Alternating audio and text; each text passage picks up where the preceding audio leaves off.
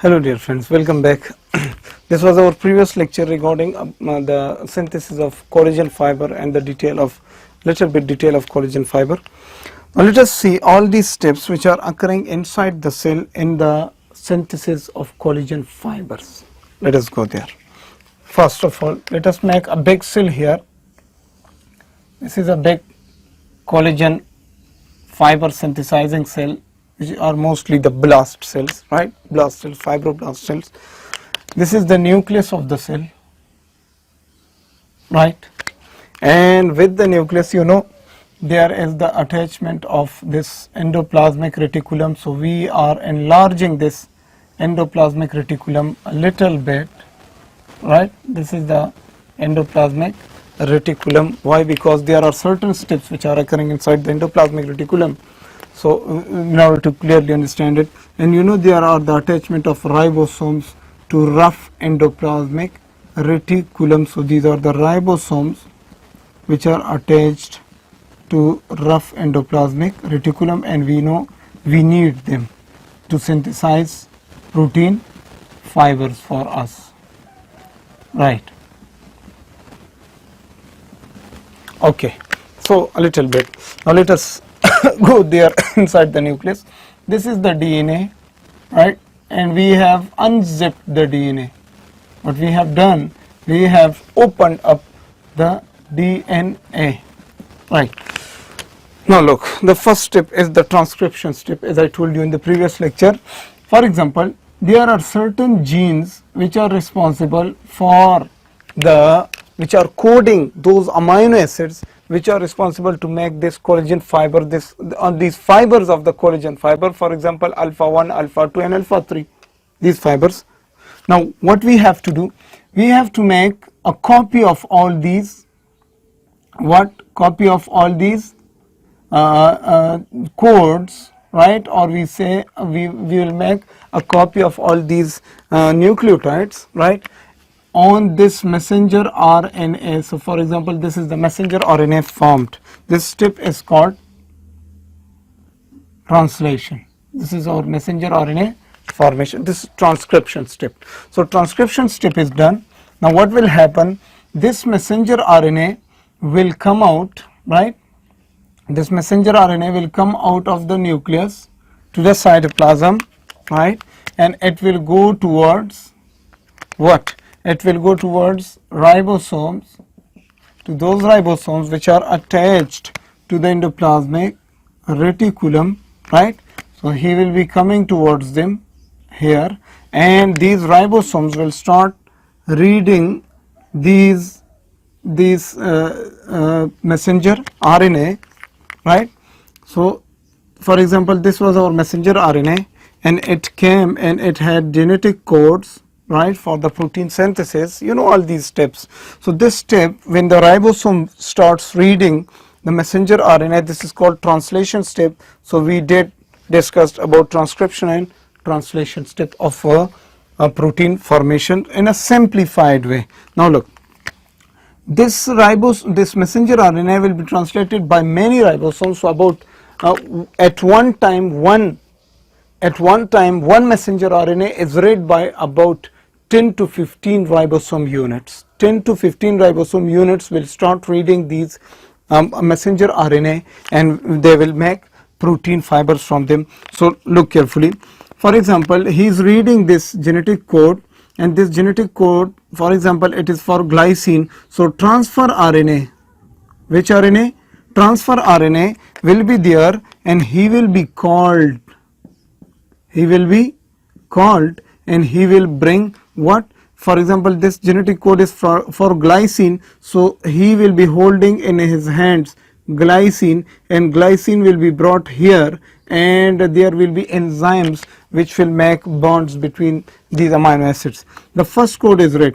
Then the second code is, for example, is for proline, right? So proline will be brought, and then the third code is, for example, for lysine. So lysine is brought, and glycine, proline and lysine are joined together, and many of them are joined together. So about 1050 of them are joined together, and they make what? They make the protein fiber, the long alpha fiber, right?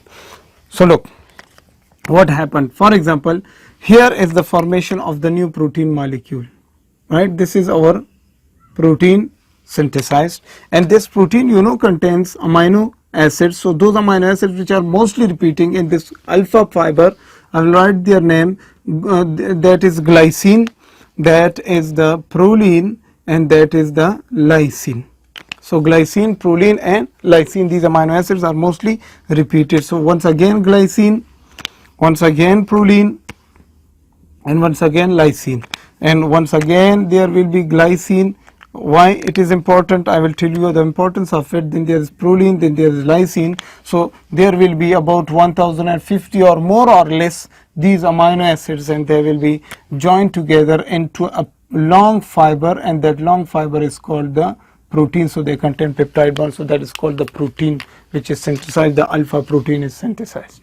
Done. So then what will happen? This protein which is synthesized will fastly be transported towards the endoplasmic reticulum, right? So look carefully here. When this protein is synthesized, right, when this protein is synthesized, for example, this is the protein which is synthesized right now. This protein contains a very sharp point in it. This protein contains a very sharp point in it, GPL, GPL, for example, GPL, right? Glycine, proline, lysine, glycine, proline, lysine, glycine, proline, lysine. So this is the glycine, this is glycine, this is glycine. So you have to remember these glycines, they have very importance. So this part which is a very thin, which is a very pointed part, this is called the signal sequence. What is this? This is signal sequence. This signal sequence molecule is used to transport this protein synthesized right now into the endoplasmic reticulum. So the endoplasmic reticulum has certain transporters in it, and these transporters are very sensitive to this signal sequence, right? So whenever this signal sequence comes in contact with this transport molecule, right, what happens? This protein is fastly transported inside the endoplasmic reticulum. So look carefully, this is our protein, and right now it has been transported inside the inside the endoplasmic reticulum. So glycine, proline, lysine, glycine, proline, lysine. So this is our sequence, don't worry. Now this is the protein which is right now synthesized and has been transferred into the endoplasmic reticulum. Okay, now look carefully, the transcription step and the translation step both done. Now what will happen? Pre-pro alpha peptide formation. Let's come here. This molecule which is right now synthesized along with its signal sequence, right? This is the protein molecule, right? This is the protein, and this is the signal sequence of that protein. So this protein molecule along with its signal sequence, this is called pre-pro alpha peptide, right? So pre-pro alpha peptide formation is also done, right? Then so let me write it here. This is our pre-pro alpha peptide. Very good. So the pre-pro alpha peptide will be transferred to endoplasmic reticulum. Now look carefully, this is our endoplasmic reticulum. Inside it, and we will start from here, other steps of it.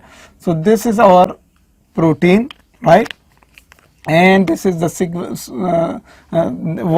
sequence of it. Now this, what is this? This is called the pre-pro alpha peptide. Very good, you understand it. This is pre-pro alpha peptide molecule. Now what will happen after that? When this protein is transferred inside the endoplasmic reticulum, this signal sequence will be digested.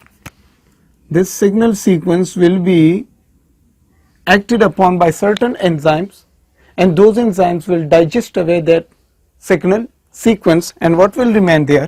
What will remain? Only the peptide part of it, right? So what will happen? This pre part of it is lost. So what is remaining? Pro alpha peptide. So here is the pro alpha peptide.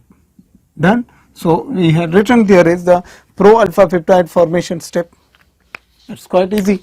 So pro-alpha peptide is the peptide which has lost its pre-part, and the pre-part is the signal sequence. This is the signal sequence, and you know here is no signal sequence. So the pre-part is the signal sequence and it is lost there inside the endoplasmic reticulum. What is remaining there? Only pro-alpha peptide. Done. So pro-alpha peptide is also formation also done. Then what will happen? The hydroxylation of the pro-alpha peptide will start. What is meant by hydroxylation? Inside this endoplasmic reticulum there are certain enzymes, right friend? There are certain enzymes. So let me a little bit enlarge this diagram. This is our peptide. There is glycine, you know, there is again glycine, there is again glycine, right? And you know there is the next one is the proline, and you know there is the next one which is called lysine and lysine. Now look carefully. There are enzymes inside this endoplasmic reticulum. Those enzymes will start addition of hydroxyl group. Which group? Hydroxyl group to these proline and lysine, proline, lysine. So proline and lysine units of this pro-alpha peptide will be hydroxylated. That's quite simple. Look, here is an enzyme and he has in his hand, for example, this is the enzyme, and in his hand he has an OH group. Which group? OH group. So he has more OH groups with him. OH, lots of OHs with himself. He is holding lots of hydroxyl groups and one hydroxyl group in his hand. So whenever there is the proline is coming, so he is adding hydroxyl to proline,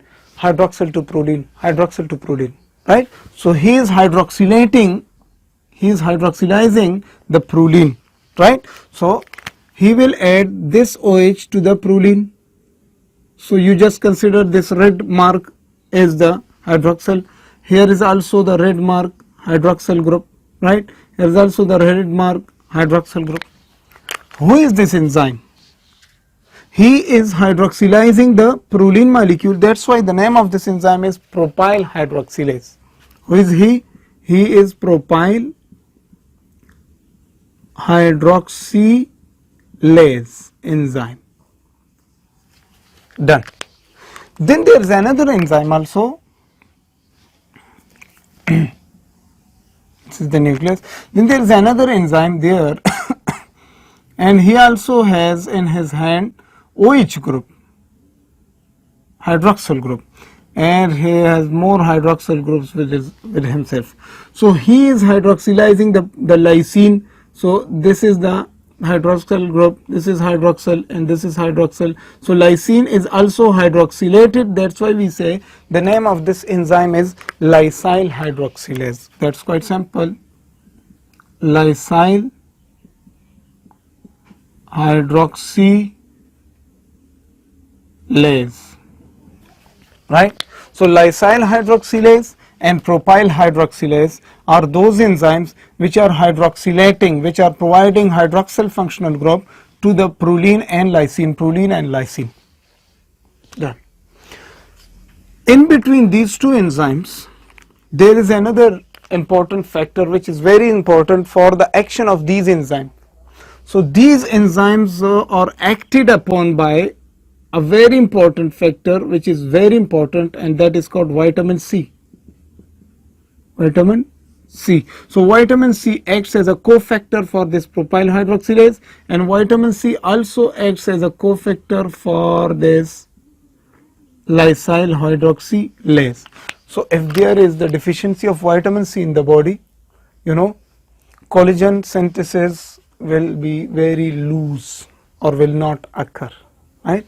So vitamin C, you know, vitamin C is important for many important functions of the body. One of the functions of vitamin C is here, right? So vitamin C acts as a cofactor for propyl hydroxylase and glycyl hydroxylase. So whenever there is the presence of vitamin C, they will work. If vitamin C is less, they will not work. If they will not work, hydroxylation will not occur. If hydroxylation will not occur, twisting will not occur properly. If twisting will not occur properly, the collagen fiber will be formed and it will be loose, not strong enough, right? This was the step which is called the hydroxylation step, done. Now moving further, what happens? So this is our protein fiber, right, and it contains glycine, glycine, glycine. On every repeating 2 units after, there is the presence of glycine. Why? Because it has very importance in making the twisting and in making the strong bonds between the 3 alpha peptides, right? So we will make linkages between them. So now you know they are hydroxylated OH, OH and OH, and lysine is also hydroxylated, you know my friends, OH here and OH also here. Very good. Now what is the turn for the glycosylation? Now we will add some sweet substances to it, right? The glucose and galactose, we will add glucose and galactose to these molecules. Look, there will be another enzyme. Here he will be standing, for example, this is the enzyme, right? And he has a dish with it, and in this dish there are sugars. Here are sugars there, right? And he has a spoon in his hand. This man has a spoon in his hand, and what is he doing? Whenever these molecules come, he takes the sugar and binds with it, takes the sugar, binds, takes the sugar and binds, right? So here will be, for example, here is the attachment of galactose, then attachment of glucose, then attachment of galactose, glucose. So they are glycosylated. So sweet substances are added to them, right? So let's make like this, right? So what is this enzyme doing?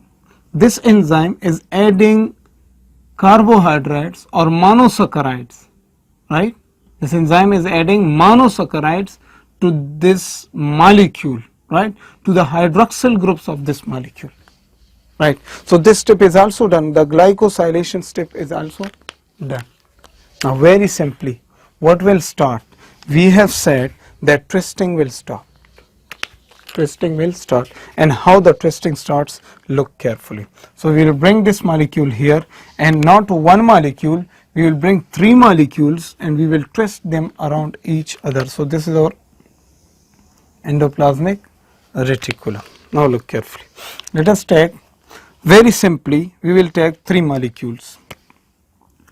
For example, this is alpha 1, this is our alpha 2, this is alpha 2, and this one is alpha 3 molecule, right? All of them, you know, they are proteins. So in one end of the protein will contain carboxyl group, COO, sorry, and one end will contain amino group, NH2, this is NH2, amino acids are there now, okay. Then you know, well, there is the glycine,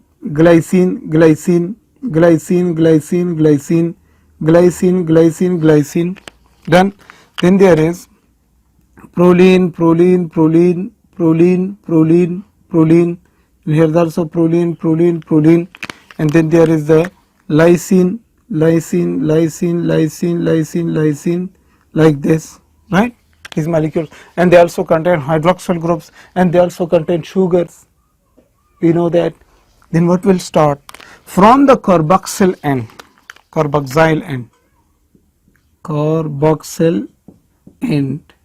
twisting will start. And how the twisting will start? You know, this glycine, on every point, every third point, there is the presence of glycine. Why?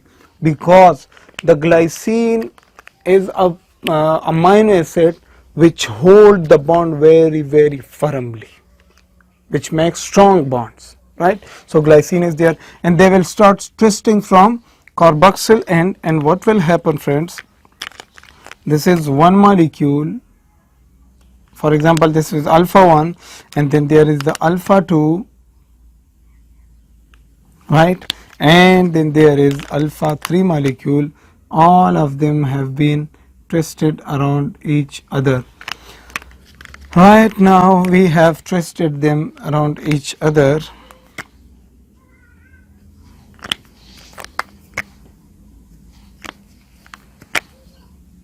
Like this, right? So this step is called twisting step. So twisting starts from which side? From carboxyl end. And what is making strong twisting bonds? Glycine molecule, the sugars which are present there, they will make covalent bonds, and the hydroxyl groups which were present, they will make strong covalent bonds. So they will twist the molecule around each other, and twisting is done, right?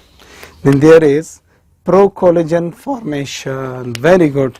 So whenever these three molecules alpha peptides are twisted around each other, this is called procollagen. Procollagen formation, right? Procollagen is formed, right? So what did we do? We made transcription, then came to ribosome, we made translation, then pre-pro alpha peptide formation, then pre-pro alpha peptide were transported to endoplasmic reticulum, then pro alpha peptide formation. The signal sequence is lost from pre-pro alpha peptide, we have converted to pro alpha peptide, right? Then pro alpha peptide hydroxylation occurs, then hydroxylated pro alpha peptide was glycosylated, so this is called glycosylation step. Very simply, glycosylation occurs. Then these glycosylated hydroxylated pro alpha peptides were twisted around each other. Then this twisted glycosylated hydroxylated pro alpha peptide is called procollagen. So procollagen is synthesized. That's so simple. Then there is migration to Golgi body. So what will happen? Let us increase the size of the cell here. This is our cell, right? And inside the cell, we have Golgi bodies there. This is our Golgi body. For example, I am making just one strap of it. This is our Golgi body, right? So this procollagen, which is synthesized here, this procollagen will be transported towards the Golgi body. This is our Golgi body. Now when procollagen comes here, what happens in Golgi body? Disaccharides are added to it, right? The disaccharides I told you. This is our procollagen.